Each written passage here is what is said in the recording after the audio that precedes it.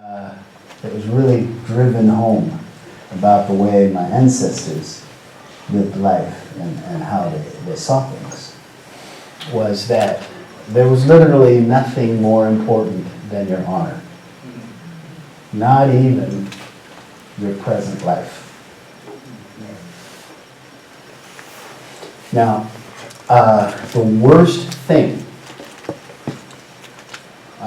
the most disgraceful, dishonorable thing that is commonly told of, but certainly not the most disgraceful, dishonorable thing a person could do, but sort of the thing that you hear a lot in stories, and it's always presented as this really disgraceful, dishonorable thing, and it's something that would actually happen frequently in life. So there'd always be examples of this being repeated, is that if somebody raids your village and you allow yourself to be captured, you are disgraced.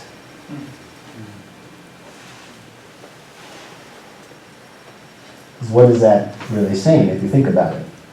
You value your life, this present life, so much that you'd rather live than have honor. Think about that. Right? And as a kid, you hear that and you're thinking, that's crazy. That's nuts. You know, when you're a little kid, you think, you know, the best thing that could ever happen is that you live to be 95, 100 years old.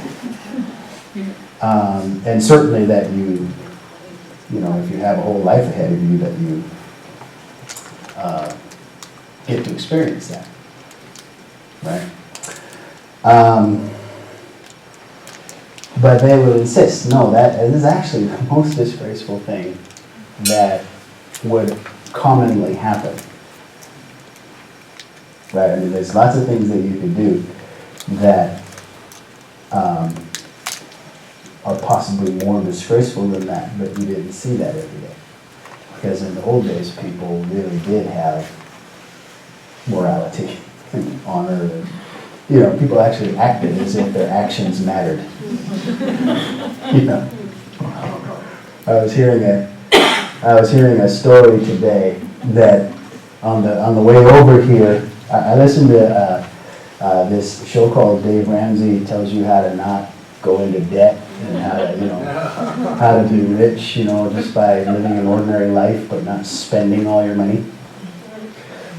It's actually really good advice, and if you think about it, it's also very spiritual, right? Because it's about choice. It's about choosing. I choose not to live a life of debt and acquiring stuff that I don't even really use, and 2 years later I don't even really want, right? It's like not being trapped, right? It's very spiritual. So this lady's calling in and she says, well, okay, I want to know what I should do, if I should file bankruptcy. I'm $20,000 in debt. I was making $45,000 a year. I'm going to have a baby next week, and you know, the guy that I'm with, he's kind of irresponsible. And then it comes out the guy that she's with isn't even the father of the kid. And the father of the kid doesn't want anything to do with it. And it was interesting, right? Because what he told her was, there's no financial advice in the world that's going to help you. Because your problems were not created by making poor decisions with money.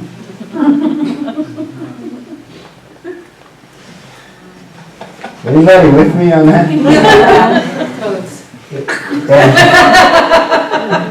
Right? Poor decisions with money have nothing to do with your issues. He ended up telling her, you know, go live with your parents for a little while. And I thought that was good advice, and it really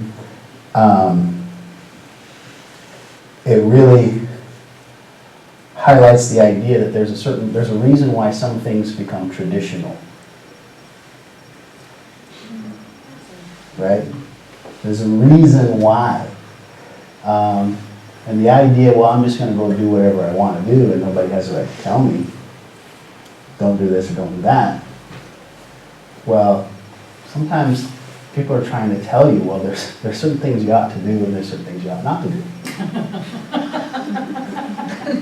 Right? Not because people were judgmental, but because, anybody seen the movie The Ten Commandments?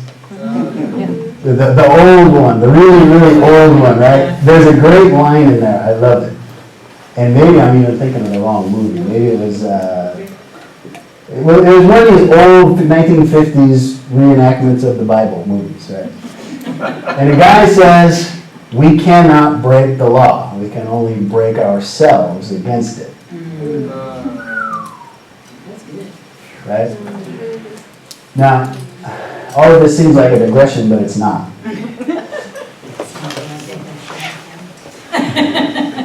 Anybody do need to define digression? Okay.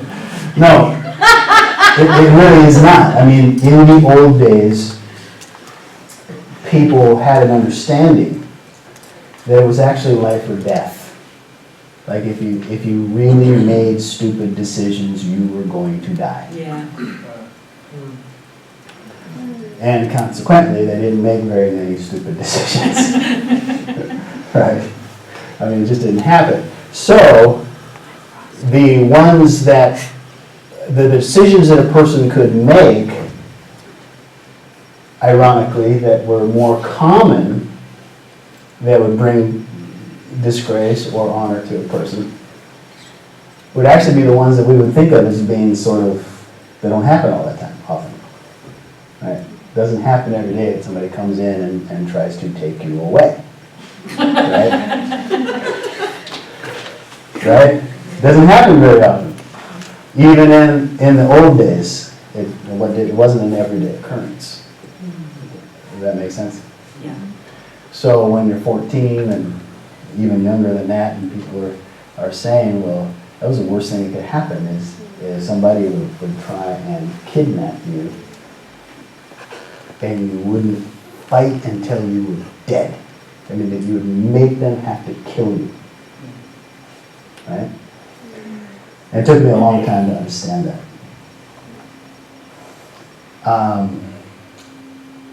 Now, I'm going to tell you a story, as I said, that on so many levels made me understand, like multiple. You ever had that experience where you realize something and you realize it has meaning on more than one level? Like it's not just the literalness of it, there's just way more going on. Right? That story, this story was an eye-opener for me. I've never told it. So we're going to work through it together, okay? Okay. I do not know the names of the people because I only received it one time even. Right? But we were praying, and that story came into my head because I was asking, what can I tell tonight that will fit? And then Char proceeded to say a whole bunch of things that are in this story, and I knew it was right. Okay, so there were two couples.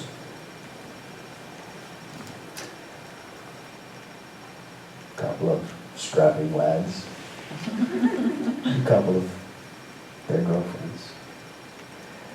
They were out on a little canoe trip, a little camping on an island, which is still there, called Dundas Island. It's if you ever go to Prince Rupert, you can actually see Dundas Island from Prince Rupert, British Columbia. So it's actually there, right? And this couple, they were just doing, they were most certainly teenagers, or very young. If they were older than 16 or 17, they weren't much older than that, right? And they were camping out on the beach, as kids still do on that island to this day. And as they were sleeping, some Tlingit, in English we say Tlingit, right, from Southeast Alaska. Some Tlingit had seen the smoke and came around and quietly came up and took them. Like they didn't have a chance to fight. They were just taken. And what that Tlingit did is one of the, I guess you could say it was one of the black marks on our culture, is that they took these 4 young people to another Tsimshian village and sold them to be slaves. Now this other village, these other Tsimshian people, they did not know who these kids were. So that tells me a couple of things. Very likely these kids were not very high ranking. On the Northwest Coast, there's that, not quite a caste system, but there was hierarchy, right? They probably weren't very high ranking because the neighbors didn't know who they were, right? And these kids would not speak to them, they would not talk, they didn't say a word. And the Simaigit of the town, I've been instructed a few times, this is a lesson that I'd forgotten many years ago, because I was instructed when I was a kid to never refer to the royalty of our people as a chief. And the reason why is the word chief does not even begin to describe who these people are. You know, the guy who runs a kitchen is chief in French, chef, right? Sort of the, you know, whoever's in charge is the chief. Samoyed isn't just in charge. There's a lot going on there, right? It's both a spiritual thing and it's a temporal thing, and you know, there's more going on. So he was having, the Samoyed in this village was having a new house built. And if you've ever seen Northwest Coast houses, by the way, if you've never seen Northwest Coast houses, you see modern examples of them all over the east side. Contemporary Northwest, what they call contemporary design, Northwest design, is based on the traditional Northwest Coast longhouse. Right. So even today, this is just another example of how we have influenced the modern culture. Right. So, but they usually have, I say usually, it's like 99.9999% of the time, they usually have these huge posts. I mean, it's actually an engineering feat to raise one of these things. And then, you know, there'll be several, you know, some in the corners, usually some in the front. Also these gigantic beams, you know, that make the roof, right? And there would be these huge posts. And one of the things that would frequently happen when some really important person was building one of these houses is that they would take these dishonored people who had been captured and put them at the bottom when they put one of these posts down. Now, you have to remember that a person who is dishonored or disgraced to these old people really had no value. None. So, think about that the next time you want to do something completely disgraceful.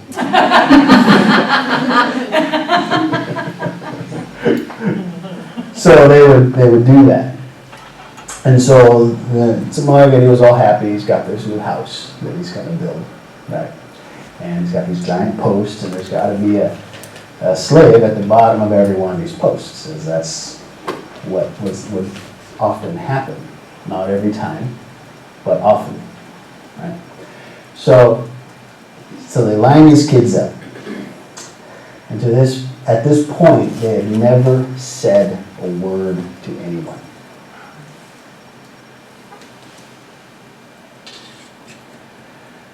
And they brought the first girl up.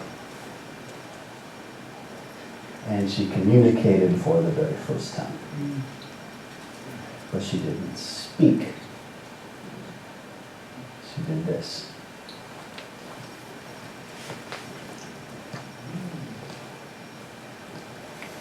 Now, everybody in that village who was from the Wolf clan suddenly recognized that was their sister. When she was done with her dance, she looked at the person with the giant club and she said, "I'm ready." She got walked down there, down she went, Cole went. But everybody who was Wolf clan felt ashamed.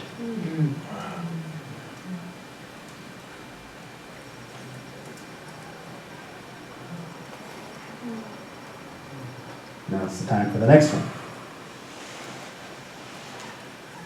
She didn't speak, but she communicated for the first time. She went like this.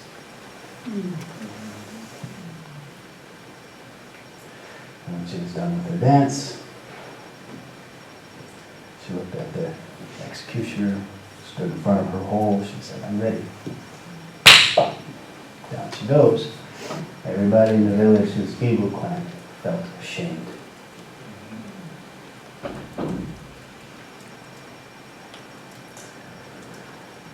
And on it went. Young man. Everybody who's Raven felt ashamed. And the other young man did this. Everybody who's Killer Whale felt ashamed. So the chief, he got his house built and he had this ceremony. It doesn't always happen, but often does. But there wasn't anybody in that village who really felt like celebrating.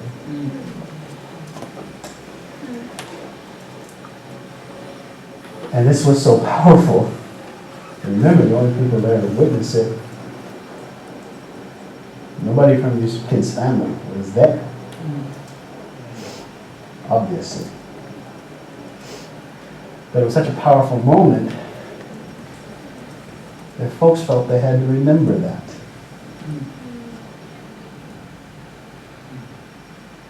And hundreds of years later, I'm telling it to you.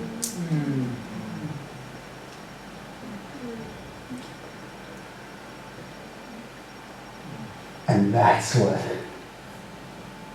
if you really listened to me, that's what my ancestors feel about death.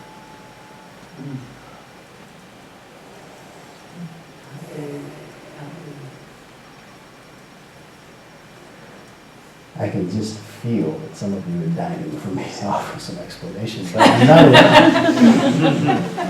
It's like not cultural. You have to meditate on that. So I hope that you do. You think about it. Because that was kind of a downer. A little. I'll tell you this, when I first absorbed this story, I was like, wow. It didn't depress me. I actually felt that those kids were heroic. And all the lessons that I got I mean, all the lessons that I got from all these elders trying to explain to me about, how to live with honor and, all of that, right? Boy, that really, I was so proud of those 4 kids who probably died 500 years ago. And people still tell this story. That's something. Yeah. And they were kids, which makes it even more something. But I thought maybe I have to tell a funny story. Just to kind of, bring the mood back up. I thought I would tell the story of Raven and Grizzly. Then I realized, depending on point of view, that could be kind of bad. So,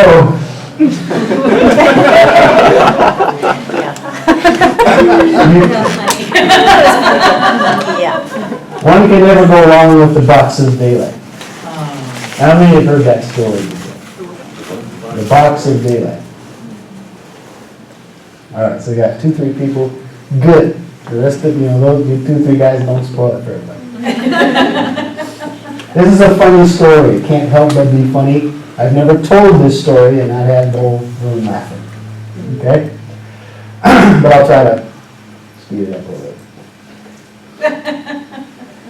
Sometimes I get on a roll and I can't. All right. So, you've all heard of Raven, no doubt? It's one of those weird things about translation. Indians never called him Raven. Or when they did, it was just sort of casually and as a nickname. So it's one of those weird things where all of the non-Indians who know all about us know that we like this guy named Raven, and that's not even his name.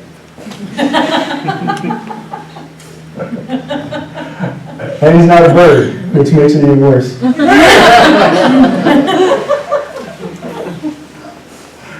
Our name for him was Tsimshian. Tsimshian. Say that 3 times fast, you're amazing. Now, Tsimshian is a spiritual being. He's a shapeshifter. He can be whatever he wants. And because he's not particularly self-disciplined, he often is whatever he wants. Well, one day, Tsimshian, he was sitting by the side of the beach, and he was just sort of minding his own business, and that's not something he does very often, so that's very impressive. He's usually very good at minding other people's business.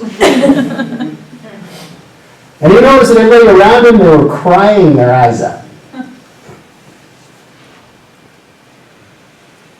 You realize that the story that follows this is even funnier. We're already started. And it's sort of a requirement if you consider yourself interested in Northwest Coast Indian culture, you're sort of required to know the Box of Daylight. It's like one of those basic stories, right? Okay. So everybody was crying their eyes out. I let another secret out of the bag, didn't I? These stories happen in succession. Like, an Indian hearing a story would know what the next story is supposed to be. And then the next one after that, and the next one after that. So this isn't even the very first Tsimshian story. There's like three before it. Right? So, anyway, Tsimshian's on the beach. He's minding his own business, something he rarely does. Everybody's crying their eyes out. He wants to know why. Because every time we want to go somewhere, every time we want to do something,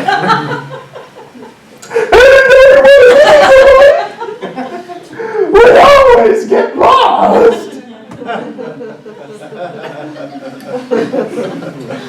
You do? Why? outside. And that was true. It was always dark outside. Because it was always dark outside, people had to huddle up by the fire. Because if they didn't, if they wandered too far away from the fire, the ghost people would come out of the forest, grab people, and run. People didn't like ghost people very much. Now, Tsimshian, he used to live in heaven. That's one of those 2 or 3 stories before. He used to live in heaven, and when he lived in heaven, he remembered that, they had powerful sources of light there. He thought to himself, if I could just go up there and steal some of that, I'd be a hero.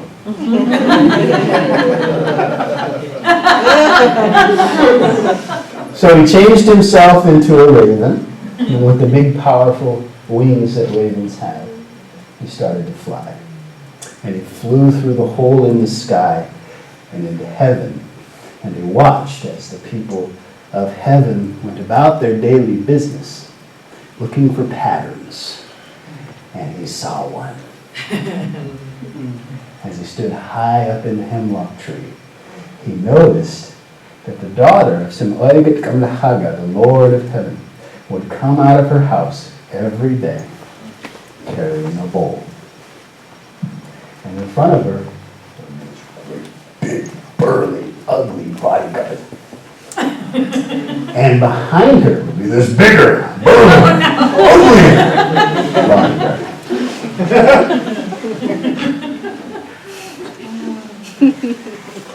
And she would walk down the stream, and she'd put her bowl into the water, and she would take a drink.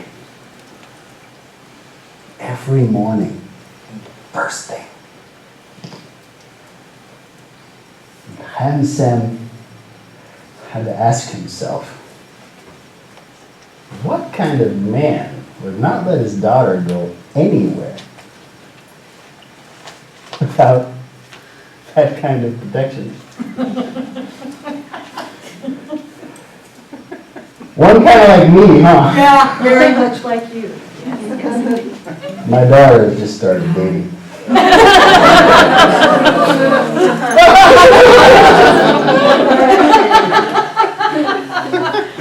Like maybe not that. Don't say that.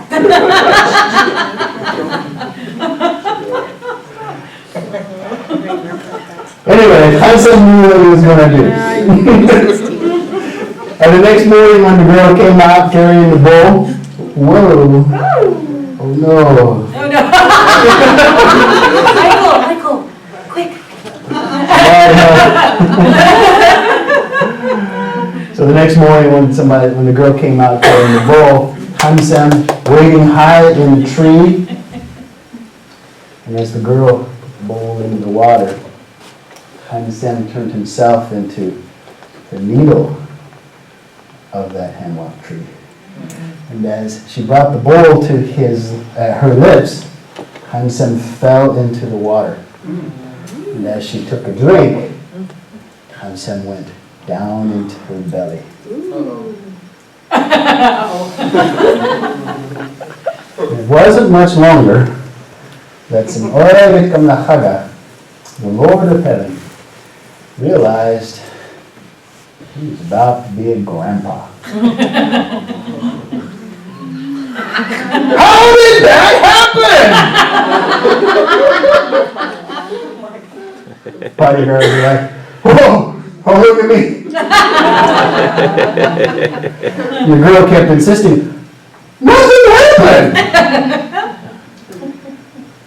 Grandpa suddenly realized, well, this is no ordinary child. This is a special child. This is a child born of a virgin. Woo! Grandpa loved the sound of that.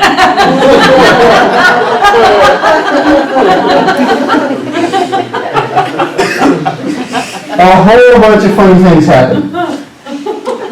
But we'll skip ahead. Just be assured that some really funny things happen. And then the baby is born. He is the cutest little baby anybody had ever seen. He had these great big black eyes. And he crawled around. And he'd look inside all the bags. And he'd look inside all the boxes. And everybody'd say, "Oh, isn't that cute?"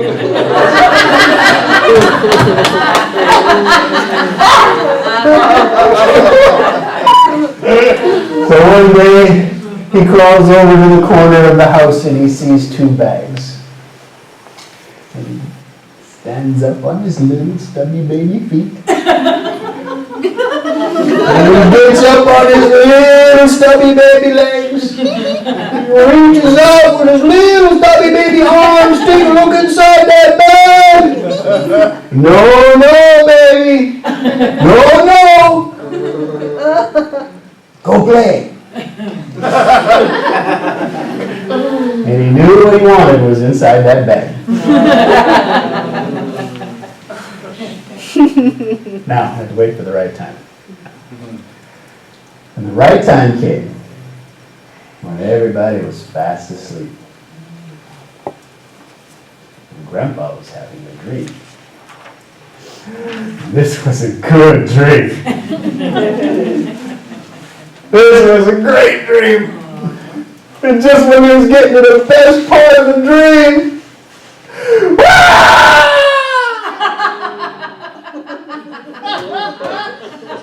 what was that? The baby's crying. The baby's crying? The baby never cries. Grandpa wanted to go back and finish the dream. Somebody find out what that kid wants and get him to shut up! So the baby crawled out of the bed and he crawled over the corner of the house and he pointed at the bag. Maybe he wants what's in that bag. We'll get it to him! They gave the baby bag, the baby's favorite bag, the baby's having so much fun playing this bag. And every now and then somebody would say, well, we'll just put this away now.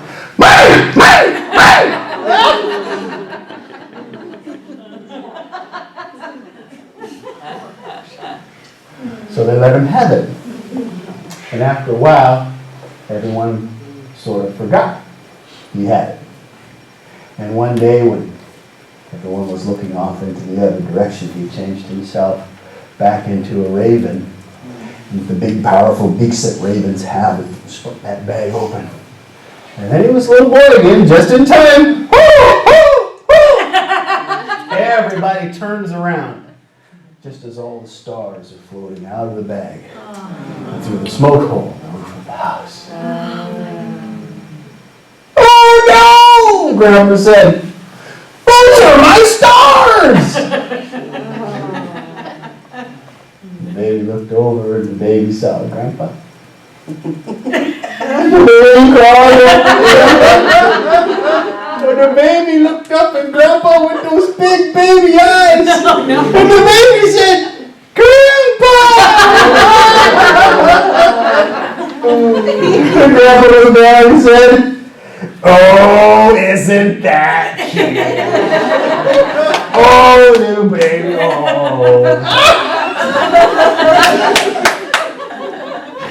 Stars are still up there. Can't see much. Can't see much. Hansen remembered that there were 2 bags over in that corner. So he got up on his little stubby baby feet. Stood up on his little stubby baby legs. Reached out with his little stubby baby arms and took a look inside that bag. Oh no, baby! No, no, no! Go play. He knew what he wanted was inside that bag. Now, I had to wait for the right time. It's reasonable, right? The right time came when a storyteller came from another town.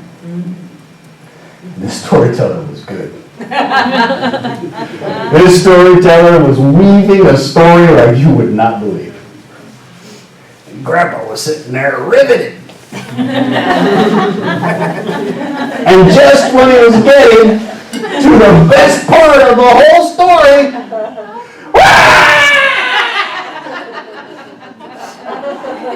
what was that?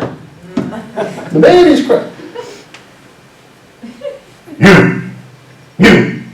Remember the bodyguards that were so successful? You two watch that kid. Make sure nothing happens to that bag. That's my move. I don't want to lose that. And the baby's playing with the bag.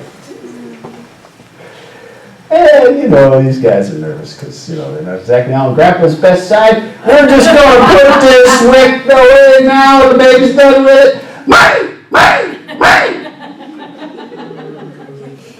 And they let him have it. And after a while, everybody sort of forgot that he had it. One day when everyone was looking off into the other direction, he changed himself back into a raven with the big, powerful beaks that ravens have. He split that bag open, and then he was the little boy again just in time. Everybody turns around as the moon is floating out of the bag and through the smoke hole into the house. Oh no! Grandpa said, "That's my moon!" The baby looked over and the baby saw Grandpa. And the baby crawled over to Grandpa. And the baby looks up at Grandpa with those big baby eyes. And he said, "Grandpa!" And Grandpa looked down and he said, "Oh, isn't that cute?" Oh, the little baby. And the moon is still up. And you can actually see things by moonlight. It's awesome. It's amazing. Not every day, but most days you can. Right? Now, the fun thing is, the one thing you can't see very well, color. Now, Tsimshian, in those days, had no color at all. It was completely white from the top of his head to the bottom of his feet. And the only thing colorful about him was his great big black eyes. So he kind of likes color. I just feel like explaining something. One of my people here, they automatically know when we're describing a spiritual being. Anytime in Indian stories you hear somebody's shiny or they're all white, right? Those are your key words, right? Not white as in Caucasian. I know this guy was suddenly saying, "Yeah, see, I'm spiritual."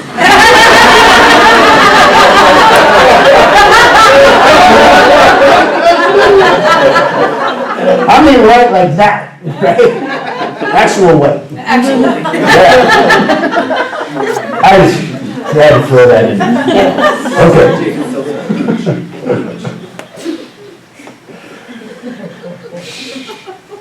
Because he had no color whatever, he really wanted to see something. He wanted to know what the colors were in the world. And so here he was looking around the house, and he was digging inside all the bags, and he was looking inside all the boxes, and nobody cared.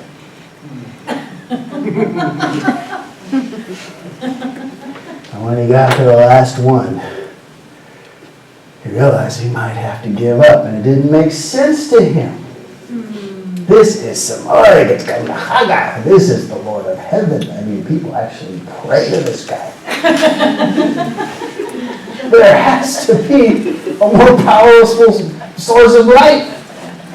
Except there isn't.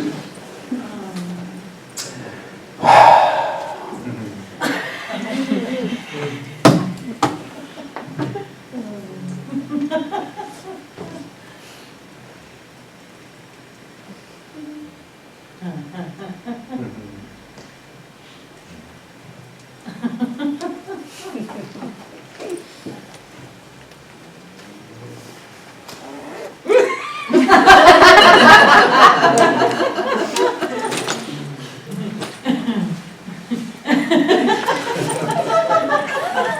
in the rafters of the house,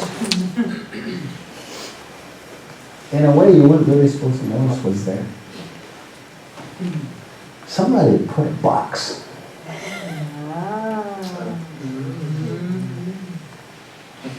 Hansen had to ask himself, what could be so valuable that you would put it in a box? There's another Indian code there, by the way. I'll tell you later. Indians would automatically say, wow, it's in a box, oh my God. So, what could be so powerful that it's in a box? And then you hide the box. Hansen knew what he wanted in that box. Now, when do we have to wait for it? The right time. Right time. You know, if you're going to pull like a trick on somebody, it has to be like, you can't just trick them and they don't know. I mean, you got to really trick them, right? You got to set it up or it's no good.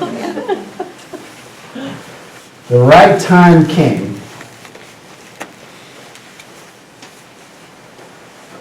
when some dignitaries came from another town. Now, whenever there's dignitaries assembled, that's a great opportunity for Grandpa to give a speech. Grandpa loves to give speeches. And he had those people down, he was letting them have it. And just when he was getting to the best part of the speech,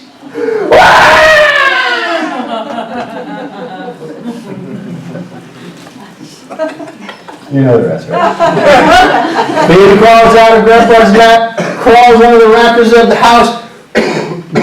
Look at Grandpa. Mama's lap. Points up at that box. Maybe he wants what's in that box. Oh no, Grandpa said. That's my son. If I lose that, I will be a poor man. You guys bring that box down here. So they brought the box down and they put it at the baby's feet. Hansen looked around and realized this was the perfect time. And he changed himself into a raven in front of all those people. Big, powerful claws that ravens have. He grabbed that box and he started to fly. And everybody knew they'd been tricked. Get that dirty Hansen! And everybody started running after him. And Hansen was flying as high and as hard and as fast as he could. Didn't count on the sun being quite so heavy. So he was just barely flying high enough that people couldn't jump up and grab him. He was just barely flying fast enough that people couldn't come up behind him and grab him. The sun was getting heavier and heavier and heavier and heavier. So he dropped it. Just dropped it right where he was. Hansen was blown into the next country.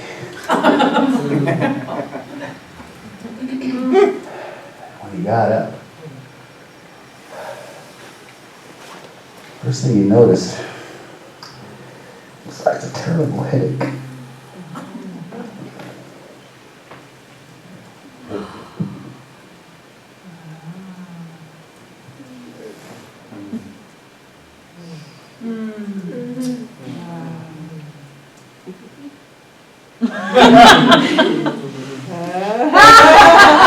Hansen had been so close to the sun when it shot up into the sky that all his feathers instantly were charred black. Ravens have always been black to this day. And he looked around and he could see the world. So he started to fly. He could see all the amazing colors. And he realized that the world was a beautiful place. The world was a wonderful place. the world was a perfect place! Except for one teeny tiny little detail. But that's another story. Thank you very much.